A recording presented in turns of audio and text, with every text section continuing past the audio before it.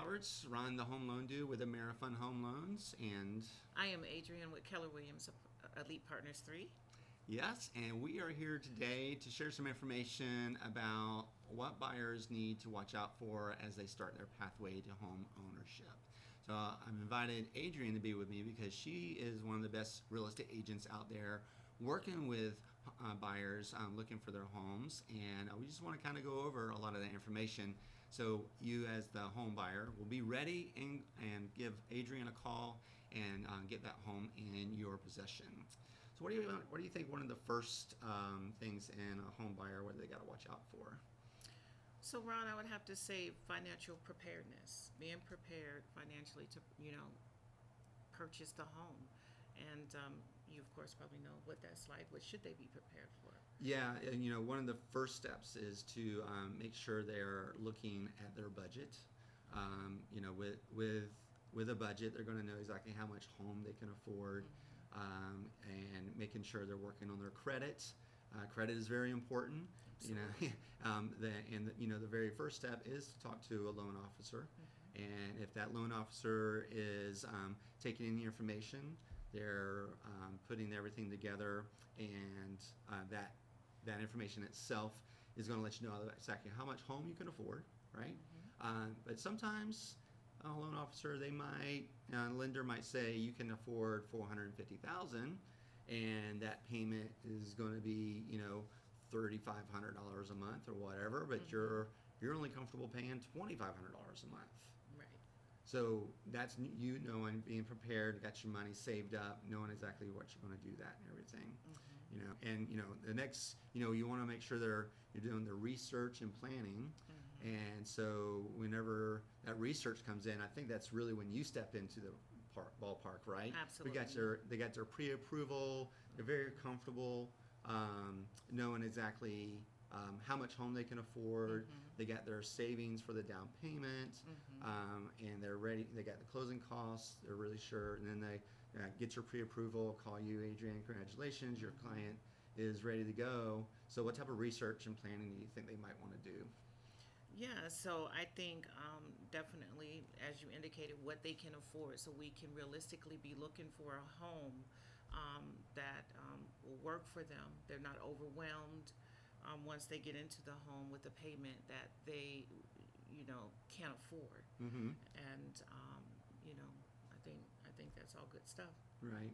So whenever they're giving you a call and they're telling you all the things that they're kind of looking for and everything, what does that look like whenever you're setting up the first time to go meet with them and things like that? Yeah, so I'm trying to figure out, what their budget is, what they can afford, what will be comfortable for them. A lot of times, people are not or don't take into consideration your taxes, HOA, things like that can increase a mortgage payment. So we need to make sure that we're educating them on that as well, because that definitely impacts what they'll be paying monthly for the home. Yep, absolutely. And the condition of the home too, right? Right. If you're going into looking at a home in this market, there's a kind of a mix in home availability, right? There's a lot of homes move-in ready, right? You can move right in. Paint colors, everything makes sense. The appliances are all new. Roof is in good shape. You move right in. Those are kind of hard to find sometimes, right? But then some, there are a lot of homes that need work. Right. The cabinets are from 1990, and the appliances are old, and the roof might need to be replaced, and things like that. So knowing that if say the AC is 10 years old, and the roof only has 10 years life on it, you got to plan, well, okay, in another 10 years, I'm going to need X amount of dollars to replace the roof. And then I'm going to need, 10 years on the AC.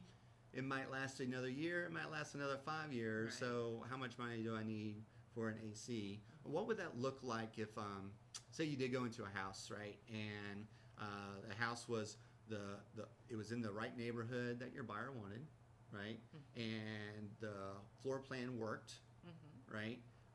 So had the right amount of bedrooms and the flow of the home and everything, but it had some cosmetic things to it. What would that look like is that even possible to say the price point is $400,000? What do you think would happen with the buyer trying to make an offer? Are they stuck at 400,000? So we can certainly negotiate depending on what is needed or what they perceive is needed, cosmetics, things like that. That could be a trip to Home Depot and resolve. So it just really depends, on what is needed. And have you ever found that sellers would come down on price at all whenever? Sometimes they do. They will come down. Yeah, and like if you're able to show like, hey, this roof is 5 years, and we know all that insurance is a challenge. Right. Homeowners insurance is a challenge for Right. roofs that have less life on them. Maybe the seller is not educated on that enough, right? Maybe they are, Right. and you can show that this. Like, how do you do about comparing prices? Like, if a home is 400,000, how do you know that home is actually worth 400,000? So the first thing I do is I'm going to run the comps in the area to make sure the home is worth what they're asking, because at the end of the day, it won't even get through you if it's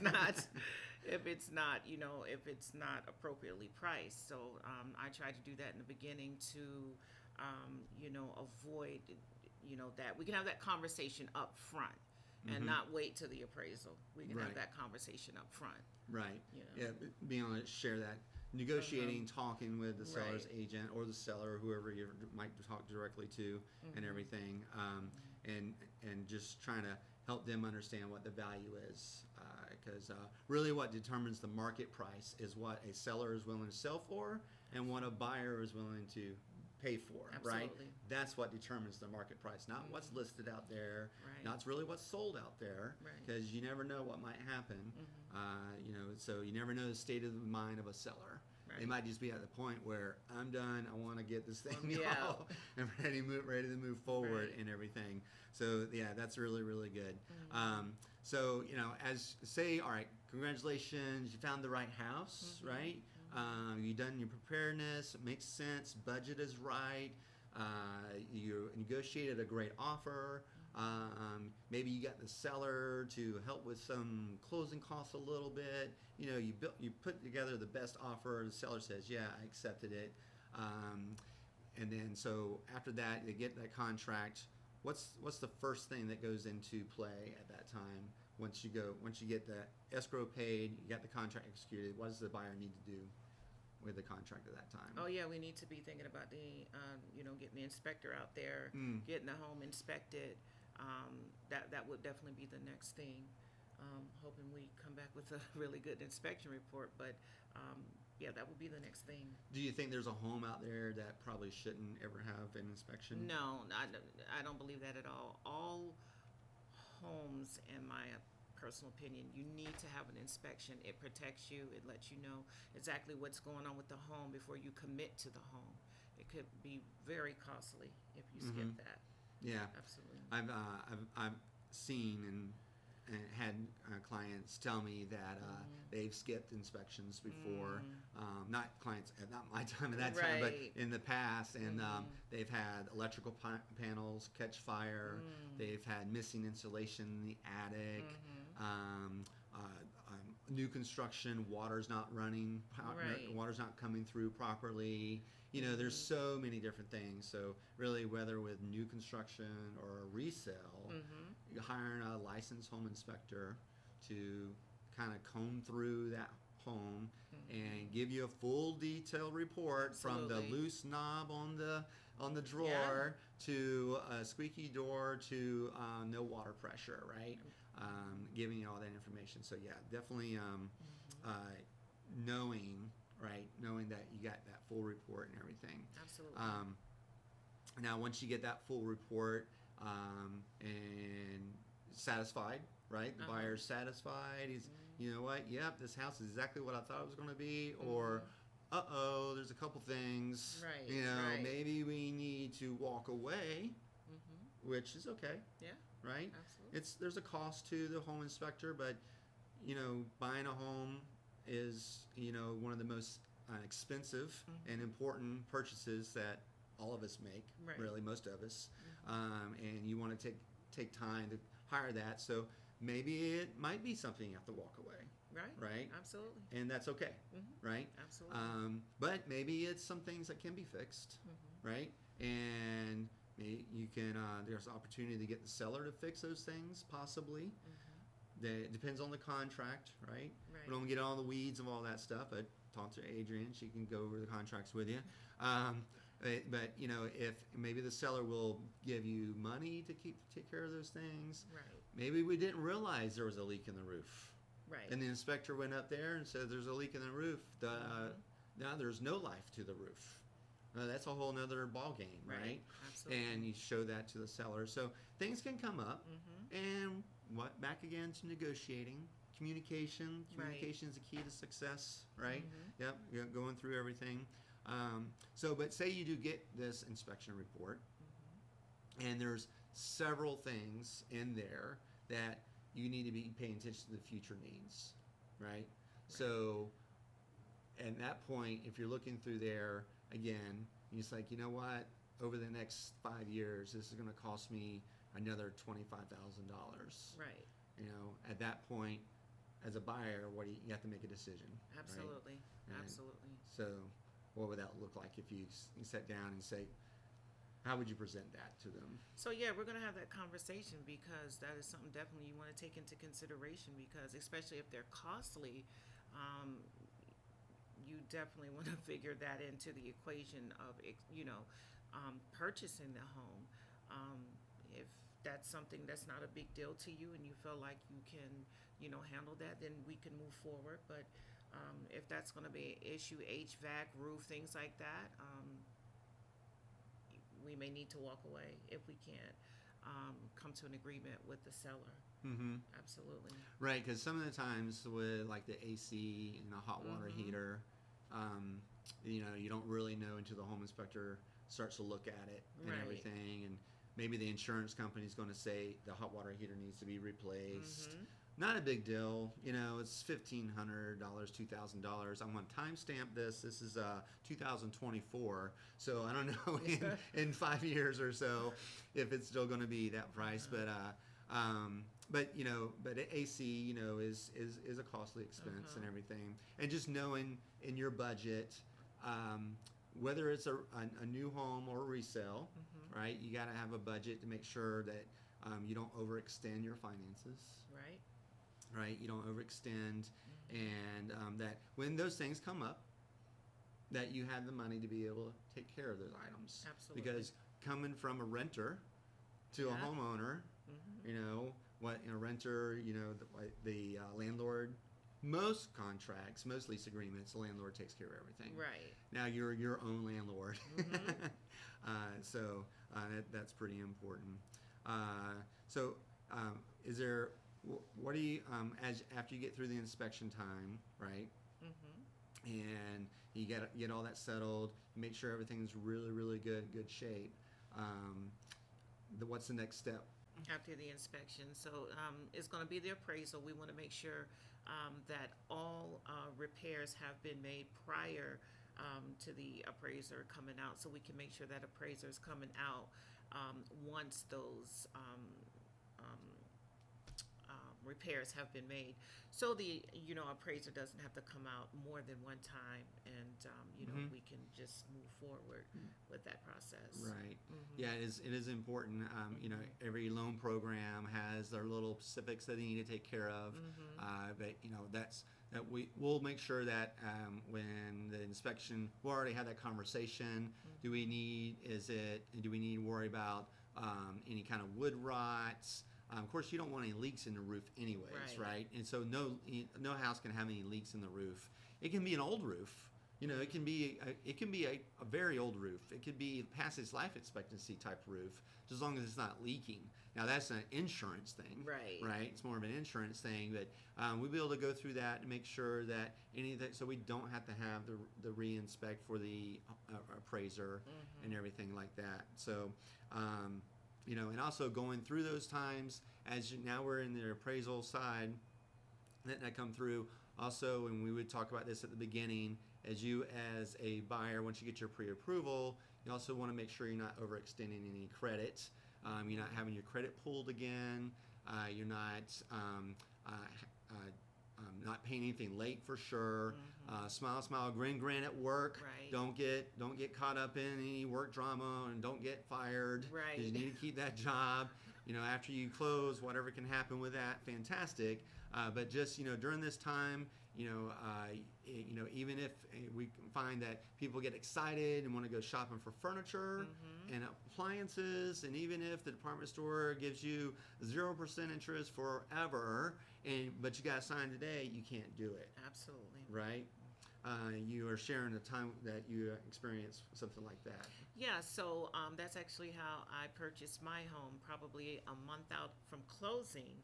The previous buyer got excited and went out and purchased new furniture via a credit card, and that showed up on the day of closing, and the closing fell through. Yeah, something as 'cause simple as that. The income ratio had changed.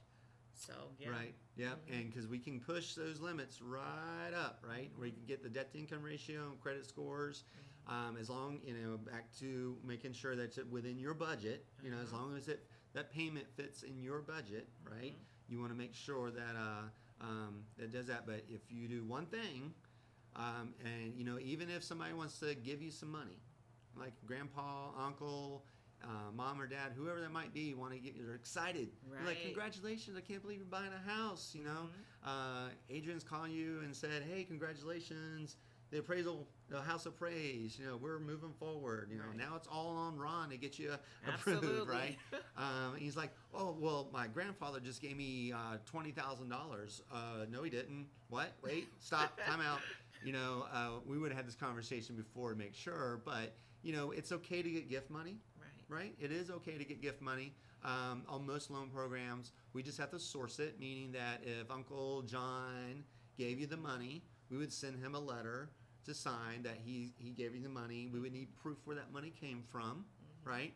And then we source it, and it's okay. Just don't take it. It's happened. Right. As little as $1,000, as little as $1. Yep. Can cause trouble with that. So if you get cash, from somebody, we got to talk about it. Don't just deposit. No, when I say cash, check too. Check Right. or cash, right?